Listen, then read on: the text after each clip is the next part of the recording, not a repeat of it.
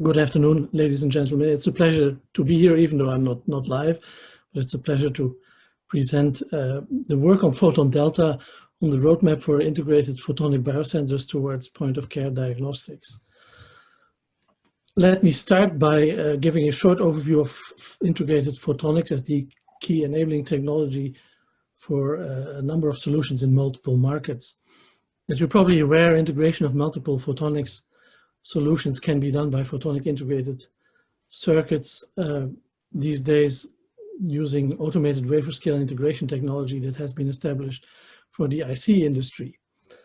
It will allow us to significantly reduce the size and weight, manufacturing cost and power consumption of the optical functions. It will improve the thermal and vibrational stability and the reliability of the optics that we want to use, and therefore it will widen its accessibility and make a lot of markets and product markets applications for us available. The supply chain now is matured and we are ready to scale up the production capabilities. The product market combinations that will be available are shown here: data, telecom, medical devices and life sciences, food and agriculture, and infrastructure and transportation. We have done quite some research into which of these markets are the most interesting ones to start with for integrated photonics. Of course, for optical fiber transmission, integrated photonics is already a well-established technology in the datacom and telecom. And we see two major applications in life sciences and health and in infrastructure and transportation that will generate the largest volumes in the coming times. Those are especially biosensing and LiDAR. LiDAR for the use in autonomous control systems, in self-driving vehicles, so to speak. And biosensors, among others, for the present COVID pandemic. If biosensors made by integrated photonics would have been available today, I wouldn't be addressing you in this offline mode at the moment, but we would all be sitting nicely comfortably in the same room. Photon Delta is a Dutch public-private organization that acts as the driver of accelerated growth for the Dutch integrated photonics industry. Photon Delta leverages the funds from the Dutch public, so the national government, but also regional investors, to deliver on an ambitious strategic goal in generating significant revenue and having significant employment in already a foreseeable future. We do this by managing a range of investment models and tools, and through decision-making process that leads to high return, high leverage investment allocations through loans and acquisitions in companies, or participations in companies, I should say. We drive the creation and growth of a strong portfolio of companies and partners by looking at what the most promising product market combinations could be and the technology opportunities there to achieve strategic and sustainable business growth. We set up roadmaps so that we can drive the synergies and the cooperations in the ecosystem that we have. We initiate and we establish relationships between the key strategic partners and customers in our network. And we do this on in a structural way on a national level, but also on a European and even on a global level. This overview is a bit of an eye chart. It is supposed to represent our ecosystem, the ecosystem that we are supporting as Photon Delta. What you see here is it all centers around the foundries, the Photonic Integrated Circuits manufacturing services, but it also extends through the packaging manufacturing services all the way to the companies that sell the integrated photonic ICs or the modules based on them, or the subsystems. In short, they are the ODMers that then sell to the OEMers, equipment system integrating system integrators. Also, there is a whole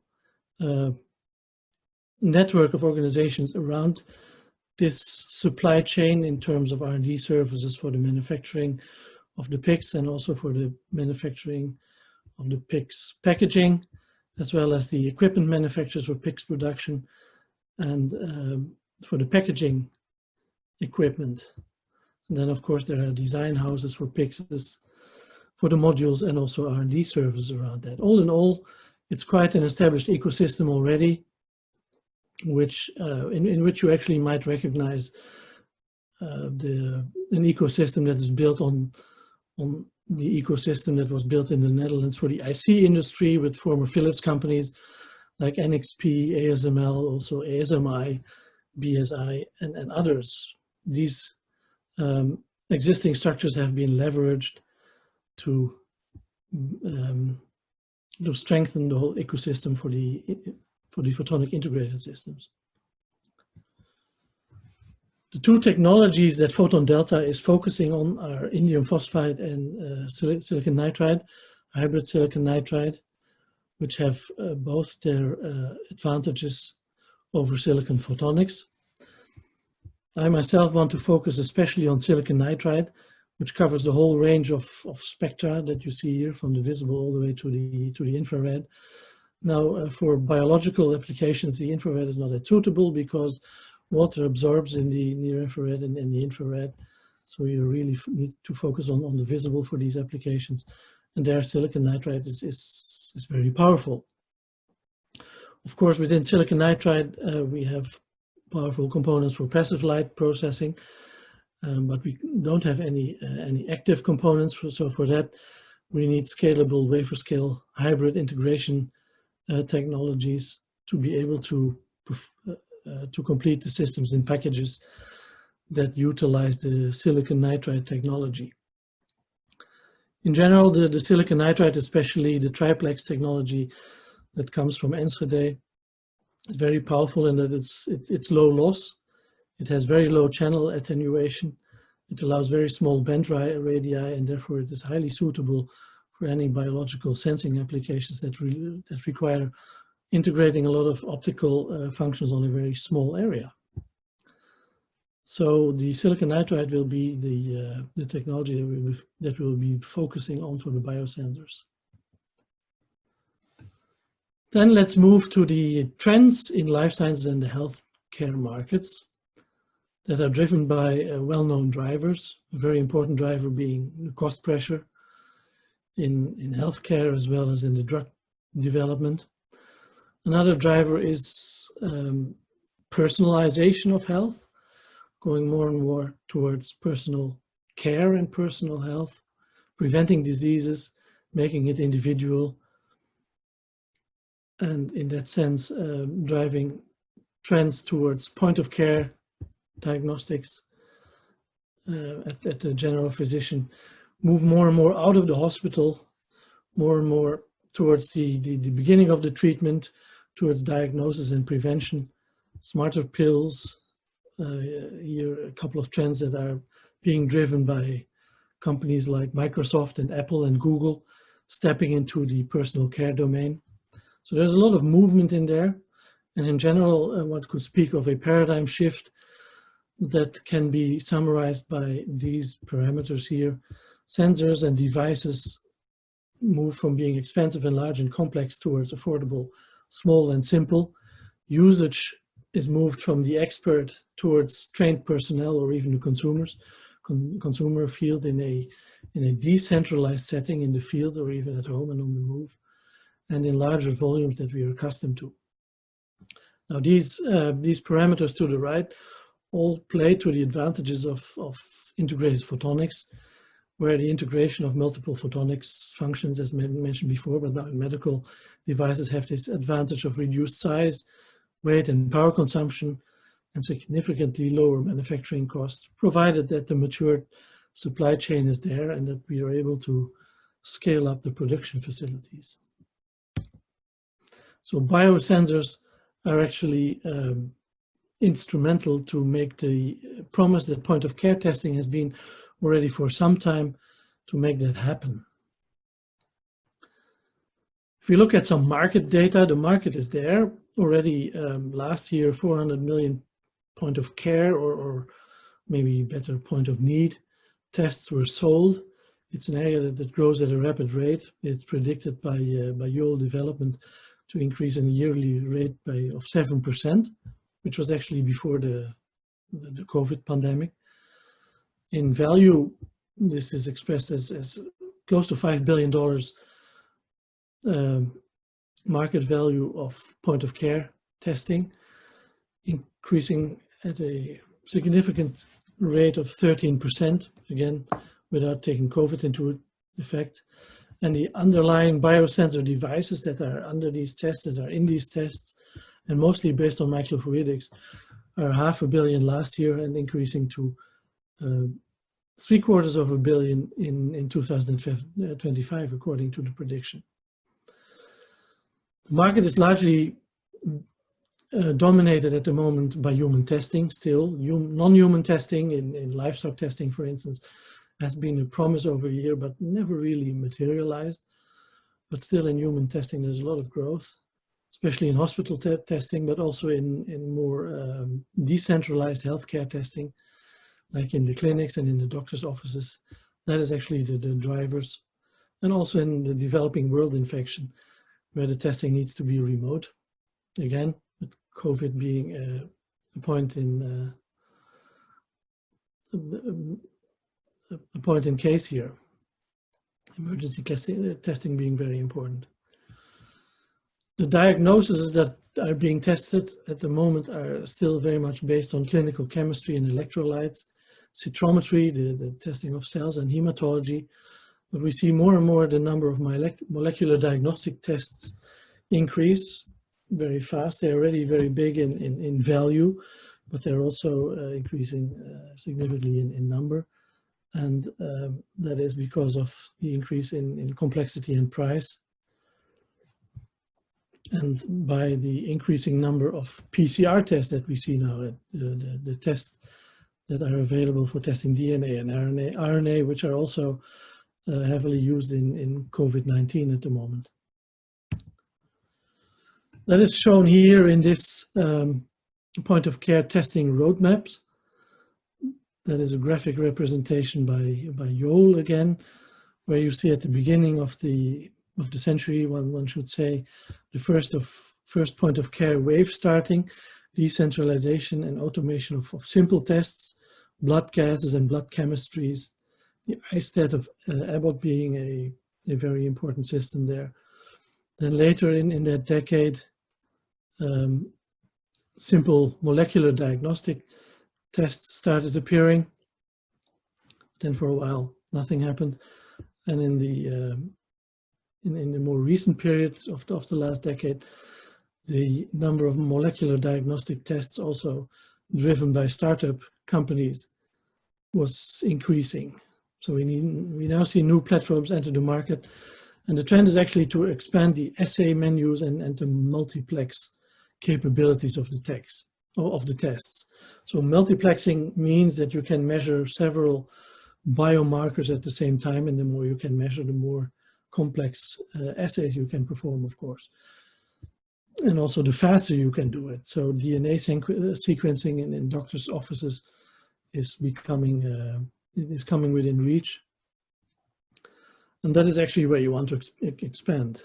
The opportunity exists in the zone of fast time to results and a large degree of multiplexing. And integrated and miniaturized biosensors fit excellently into that gap, as I will show you on the coming slides. What do I mean by miniaturized and integrated biosensors, and then especially by label-free miniaturized and integrated biosensors? They depend on basically the principle that I've shown here. So label-free means that the biomarkers that you want to test in your sample, that you want to analyze in your sample, which are also called analytes, do not require a label to be tested.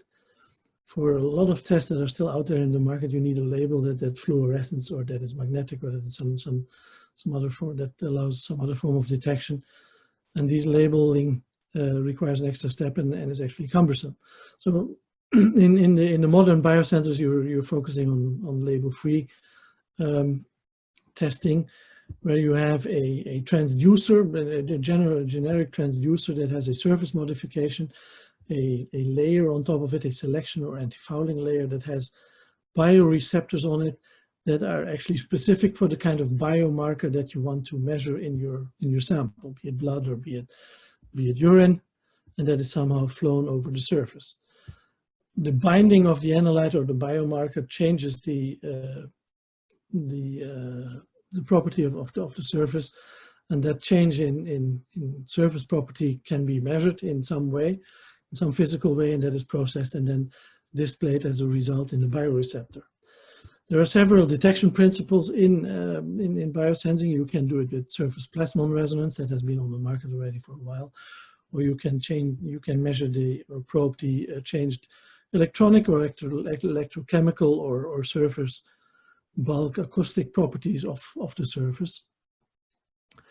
And that is the most sensitive biosensor out there, in an optical way, using the evanescent field of the optical probe. The evanescent field is the field that sticks out from the waveguide into the above the waveguide into the analyte liquid, and actually probes also the bioreceptor that is connected to the surface, and there it probes whether or not there are biomarkers attached to the bioreceptor. And in that sense, it changes the properties of the evanescent field. So, as I said, the integrated optical transducers have strong advantages over these other types that I mentioned. All types that I showed, except for the SPR, can be mass manufactured in the wafer scale process. So they're all actually pretty cost effective and have small footprint. They all allow a large degree of multiplexing because they are so small. You just sensitize the surface in different areas. And the specificity and the selectivity is actually determined by the assay and the biochemistry in relation to the surface property. But optical transducers on top of that are insensitive to electromagnetic interference. Because of their optical character, they have a wide optical bandwidth, they're very robust, and they're very sensitive, as has been shown in several experiments.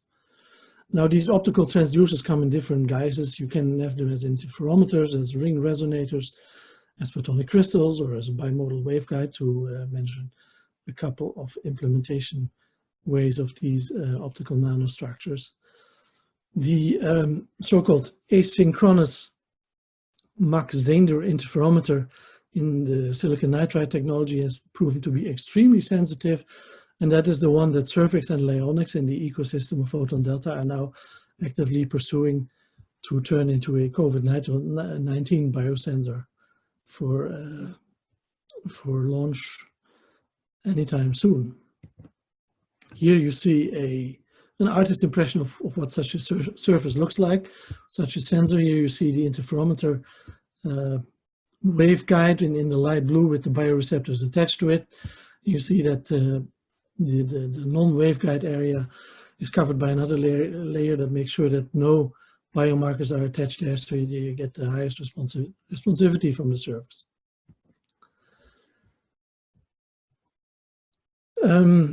So Surfix and Lionics are actively pursuing that route. In general, that route is still very complicated, and Photon Delta is setting up a biosensor roadmap now to point the way to the commercial success.